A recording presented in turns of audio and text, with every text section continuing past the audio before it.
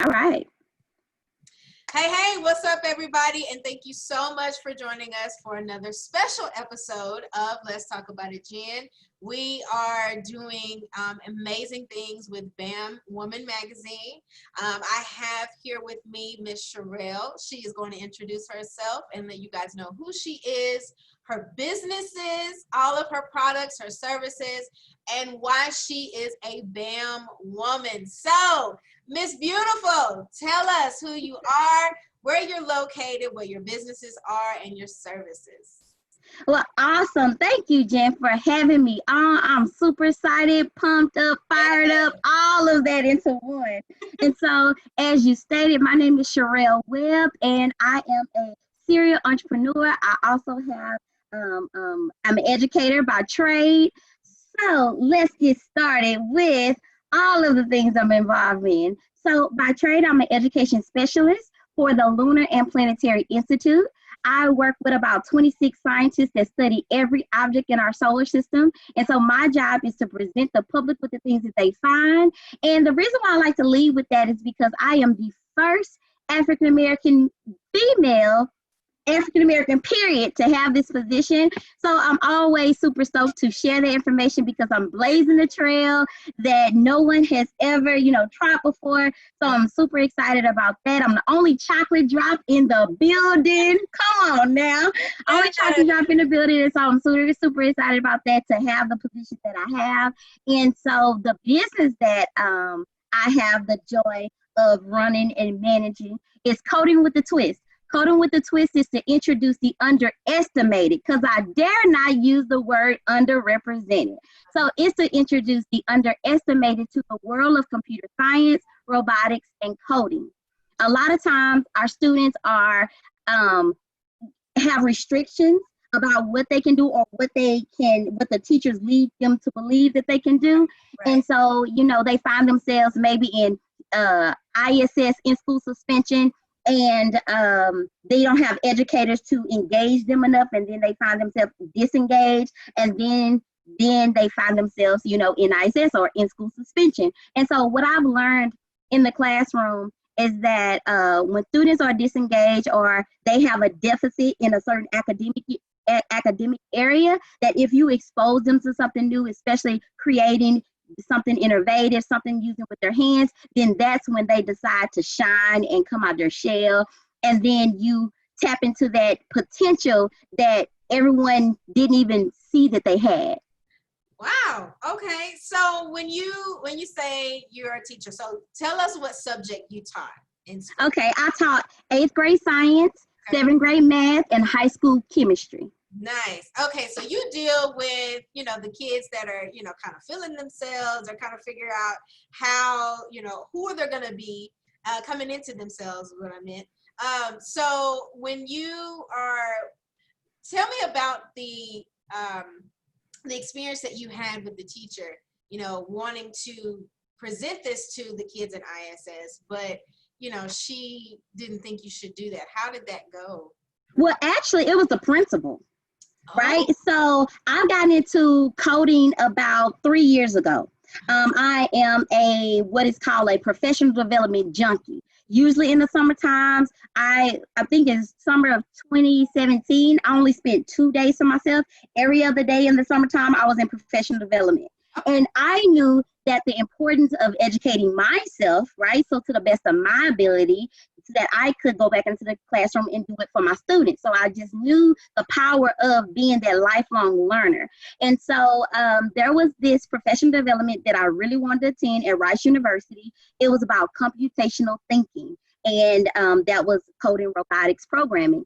And they told me that it was filled. Like, I applied, and then I got a letter in the email saying, oh, it's filled. I apologize. We'll have another one in the next month or so. And I was just like, man, that sucks, right? Yeah. And so then I went out there anyway. It was on a Saturday morning. It started at 8 a.m., and I drove out to Rice anyway, because it's on a Saturday, and some people sign up for professional developments that do not show up. Right. Well, this was no different. So I took a leap of faith, went out to Rice University, paid for parking, walked into the workshop, and lo and behold, I looked at the list. There were 3 empty spots. So there was 3 people that didn't show up. And there was actually a name I recognized on the list, and I called them up. And when she answered the phone, she sounded like she was still in the bed. So I asked her, would you mind me taking your spot? She's like, girl, I forgot I signed up for that thing. Go ahead and get that lady, sit down.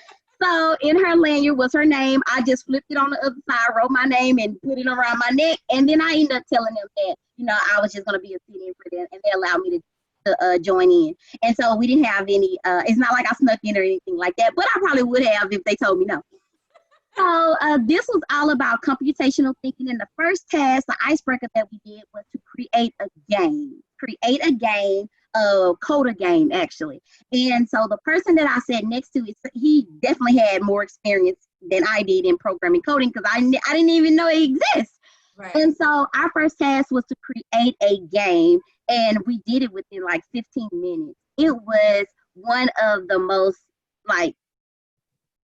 exciting things that I've done, because it was something that I created, and it was my baby. It almost reminds you of Flappy Bird. You know how you have that instant impulse of making the bird go up, and then if you tap, tap, tap, tap, tap, and if you run into something, it's like, he dies, right? And so it was that instant gratification. But what I've learned in that particular session or activity, I learned that we have the power of creating something like Flappy Bird that millions of people downloaded, and whoever was the creator of that is like a millionaire. But it did not take a whole lot of extensive coding to do it. Mm-hmm.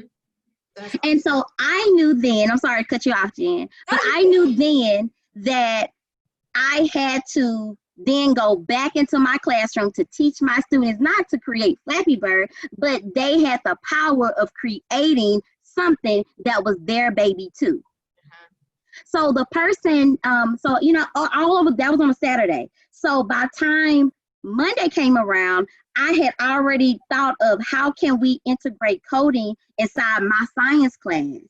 But I didn't ask for permission, and that's really me. I'm like this unorthodox teacher. I don't ask for permission. I'd rather ask for forgiveness, because hey, these are my babies. I'm the queen of this room, so let me do my thing. And so actually, I went up to my principal, and I was like, you know what? I've been thinking about starting this organization, Coding with a Twist, and let me tell you about it. Well, she heard me out, and she looked at me and she said, no. She said, I disapprove. She said, I disapprove because if you're taking it to the students who are in ISS, then that means that they were misbehaving or something that caused them to be there. So why would I allow you to bring something that they possibly would enjoy? So then they would want to come to ISS just to do that certain thing. Right. And, I was upset about it. I was upset. I brought it back home to my husband. And he was like, I actually agree with it. I'm like, what? You're on her side? How dare you, And he was like, I agree, because she's right.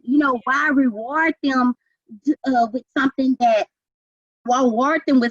when they perhaps got there, for not a good reason.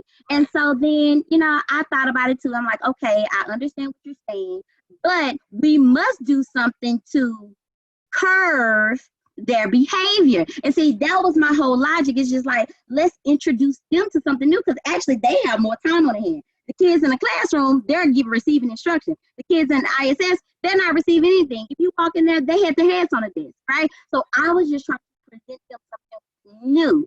So long story short, instead of introducing this to the kids that was in ISS, there was a built-in instructional period called Power Hour. Power Hour is like a built-in tutorial where I can teach them anything that I wanted. I was really supposed to be teaching them about science, but then I took it a step further and was teaching them coding, robotics, and programming during this Power Hour period. And that's kind of how I implemented coding along with the Texas curriculum that I was mandated to teach. Wow, that's amazing. So were the kids more involved, and were they more engaged with what you were teaching them? Absolutely they were. One of the activities that we did, and if you can excuse me, I grabbed this is what is called a ShaRell. It's a robotic ball, all right? And so one of the teaks that I had to teach was speed, velocity, and acceleration, all right? So you have distance divided by time will give you your speed, right? And so what we would do, I had also iPads and mini ShaRells in my classroom. So my students, they will have to calculate the speed of the ShaRell by dividing the time and the distances went. So this was ways of me not only teaching the Texas standard, but also implementing coding or robotics in the lesson. So I just had to become, creative. So even though we were still learning what Texas taught us, they were also learning how to program as well. Nice. Well, listen, I have to applaud you, girl, because that is awesome. Yeah. Wow. Okay, so what school are you teaching at now? So I'm no longer in the classroom. My last day in the classroom was May 7th of last year, 2019. So, but I was teaching at Fleming Middle School, and that's in Houston ISD. Okay. And there I receive a lot of accolades, Teacher of the Month, Teacher of the Year, Favorite Teacher of the Year. I write grants, so I've written over $310,000 in grants. For my classroom, because again, I was going to the principal anytime that I wanted or needed something. We didn't have it in our budget, and I got tired of hearing no. And as Black women, hey, you can't tell us no too many times, right? And so I got tired of hearing that, and I did something about it. And so I decided to take it up a notch and started writing grants for my classroom. That's awesome. Well, hey, listen, you have done above and beyond what a BAM woman is. Totally. Well, thank you. Absolutely. So speaking of which, what does it mean for you to be a BAM woman that is also a CEO? Well, first of all, it means unlimited possibilities. Unlimited possibilities is because first, having a vision, planning and nurturing the vision, and executing the plan. See, a lot of times we have vision boards, right? We're seeing the vision boards. We're attending workshops to kind of get the plan on, what we should do. But then we fail at execution. Right? You're talking and you decided to crawl a little bit, you started to walk a little bit, then you start to run, and then you run into a speed bump, and then you stop. Yeah. So then you stop executing the plan, right? And so I believe in developing a system that's duplicatable, right? But when you're developing a system that's duplicatable, see, success leaves clues. So I believe that a BAM woman, so not you're beautiful, ambitious, and motivated, but you know how to execute a plan. Absolutely. And that's what separates the girls from the women. Absolutely. I totally agree with you 100%. So what do you want your clients or your customers to gain from your businesses? Okay, so great question. If we were talking about coding with the twist, and I'll talk about the other ones in a second. If we're talking about coding with the twist, then I absolutely want my clients to know that they will become future-proof, pandemic-proof, hurricane-proof, whatever proof. And what I mean by that is that a lot of especially our children of color, they haven't even thought about coding, robotics, or programming. See, when STEM was first integrated, or now it's a buzzword. You see STEM this, STEM that, STEM that. But the reason why it is so prevalent in our faces now is because our educators are not teaching our kids STEM. And if they are, it's taught in isolation, which is actually not STEM, right? You have science, technology, engineering, and mathematics. It should be taught together and not separated, okay? So then we are having all of these jobs, 80,000 plus, and plus it's actually, that was a statistic maybe about a year ago, so I'm pretty sure that the numbers are a lot higher now, right? There were about 80,000 jobs that were STEM-based that Americans could not fulfill because we didn't have the intellect to do so. And now during this pandemic, it's probably even higher. So the reason why I want my clients to know that by attending the workshop, you will become pandemic-proof, future-proof. You are learning the skill for jobs that don't even exist yet. Yes, that's awesome. Okay, so there are robots traveling around on campuses, like at University of Houston. You see these little robots traveling around, and they're actually delivering food. But what we're not taking a step back to think is that they had to have someone to program, right, the robot in order for it to go, Yeah. get to the person that ordered it. Yeah. So I want my students to know, or my clients to know, that I am preparing you for jobs that don't even exist yet. I'm going to future-proof you. Okay. Yeah. So that's with Coding with a Twist. So that's with Coding with a Twist. Other businesses that you have. All right, awesome. So my other business is on Fire to Inspire Education Consultation. And so what that is, my mission statement is on Fire to Inspire. And what that means is that when you meet me, when you leave me, then you're going to either start something, continue something, or finish something that you've had in your life. And so I've always heard that. And so I understand that happiness deals with helping someone else. It's not about you, right? Mm-hmm. Our purpose, I believe that my purpose is definitely helping others, right? Because so many people have helped me. So on Fire to Inspire is definitely having the impact on for someone else. You're either going to start something, complete something, or continue something that in your life. Nice. Okay, I love it. I love that concept. That's awesome. Okay, so for the viewers that are wanting to start a business, in the market that you're in, whether it's in the coding or in the helping, get them started, the counseling side of it, what advice would you give to them that you wish you could have gotten? Excellent question. And you know what? Excellent question. And I do not want to rub anyone the wrong way, but I must be authentically myself. And I must say, are you willing to do what others won't do? And if not, have a seat. Okay. No, seriously, have a seat, because the thing about it is, if you're putting yourself before others, your business is not going to thrive. Now, one of the things that I like to mentor my girls and say that you must be solving a problem to make money. Yeah. If you're not solving a problem, you're not going to make any money. Yeah. So that means that you're putting someone else's needs before your very own. See, you have to possess something, right? That's marketable. Absolutely. You have to possess a skill that others, they're saying, I'm just going to pay someone to do that for me. And then you have to fulfill that problem. Right. Absolutely. Yeah. Listen, I like the way you said it. And then when you explained it, listen, it put the cherry on the top. I swear it did. And I want to bring up something else, Jan. So, so now that I have Coding with a Twist, and then I have on Fire to Inspire Education Consultant, that is also me showing other educators how to effectively be, the best teacher that they can be. Absolutely. And then I have Generational Wealth Financial Group.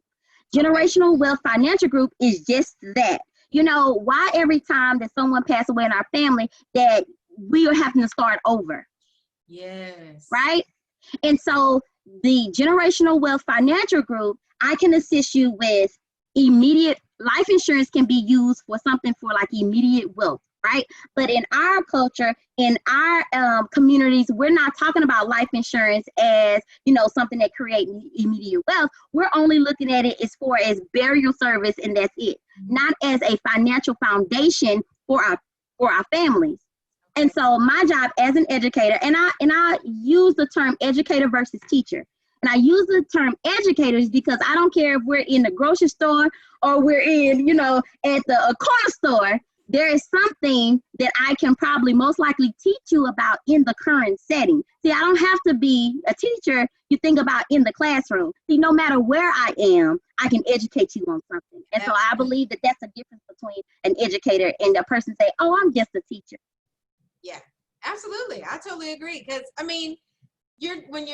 the word, of course, the words are different, but a teacher is just, they're just up there doing what their lesson plan is. But an educator is actually investing time, and they're studying, and they're giving you the knowledge that they have Absolutely. gotten. So it's, oh yeah, it's totally different. Totally different. But yes, I absolutely love it. I'm so glad that you are a part of this movement. Listen, people are going to be running to you for information. You Well, are a beacon of I information. absolutely hope so. You know, the Generational Wealth Financial Group, I also specialize in life insurance, as I stated before. You know, young people, you know, are thinking, especially during COVID-19, oh, I don't need life insurance. You know, that is going to be far away from me. But let me tell you something. Listen, Young and old are dying every single day. People are posting GoFundMe's. People are selling, you know, fish plates and barbecue plates, and that should not be so. Prepare. Prepare, ladies and gentlemen. It is absolutely necessary. We have to prepare and stop leaving clothes and bills behind. It's unnecessary. We need to stop that. That's not that okay. is so true. That is so true. Oh my gosh. Yes. I absolutely believe in that because, you know, we haven't been taught that. Like our parents were taught that on how to save, how to, you know, make sure that you're financially stable. But it's like it died down as our generation got older and it's like we Right. forgot about it. So absolutely, you have to have a will, you got to have a savings account, you have to have all of that together so that your family is not struggling trying to bury you. And it happens in our Absolutely. community all the time.